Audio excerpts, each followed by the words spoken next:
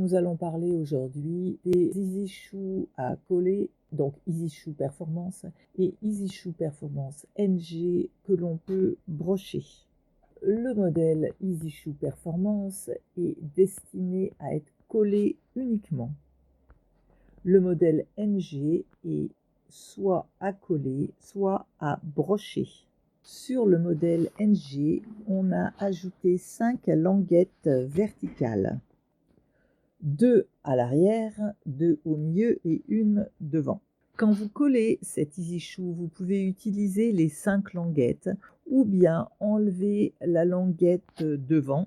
Nous recommandons pour cet Easy Shoe NG collé de garder au moins 4 languettes, les 2 arrière et les 2 un petit peu plus devant sur le côté.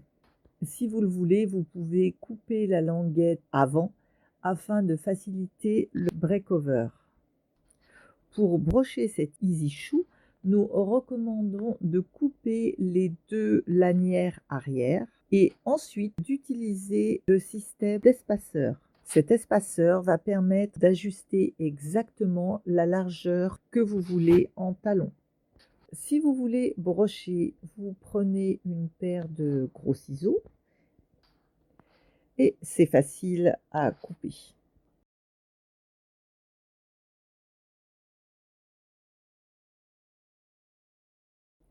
Vous pouvez aussi le faire avec une pince à couper.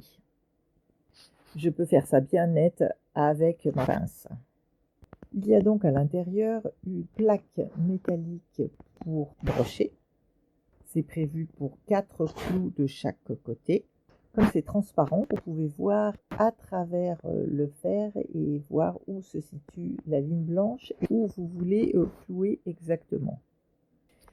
Ce qui est unique avec le fer, c'est que vous pouvez, grâce à l'espaceur, décider de la largeur exacte que vous voulez. Nous avons des espaceurs de 16 mm, 14 mm, 12 mm, 10 mm et 8 mm. Je vais vous montrer ici avec un espaceur de 10 mm. Il s'enfile par l'arrière et il garde la largeur du fer. Une fois que c'est installé et que vous êtes content de la largeur du fer, vous pouvez commencer à brocher. Si vous n'êtes pas content avec cette largeur, vous pouvez changer de largeur. Il suffit d'enlever l'espaceur et d'en remettre un autre. Ici, on va en mettre un plus large de 12 mm.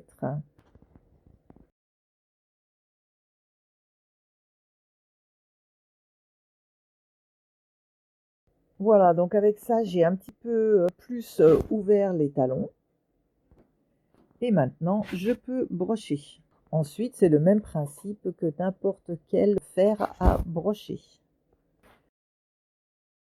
Vous pouvez enlever une languette à l'avant.